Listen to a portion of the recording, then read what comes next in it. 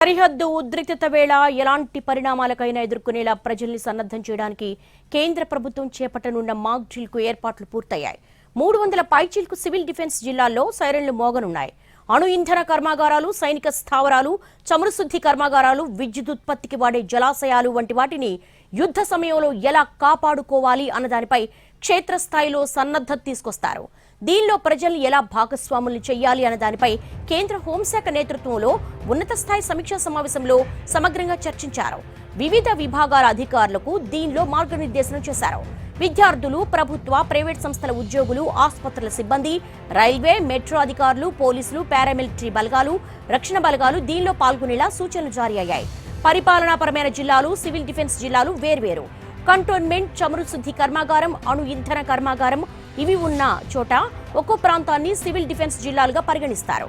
Mock drill నిర్వహించే ప్రాంతాలను 3 కేటగిరీలుగా విభజించారు. మొదటి దానిలో ఢిల్లీ, ముంబై, సూరత్, వడోదర, చెన్నై, కల్పకం, నరోరా వంటివి.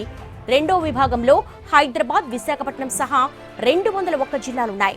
మూడో విభాగంలో 45 జిల్లాలున్నాయి.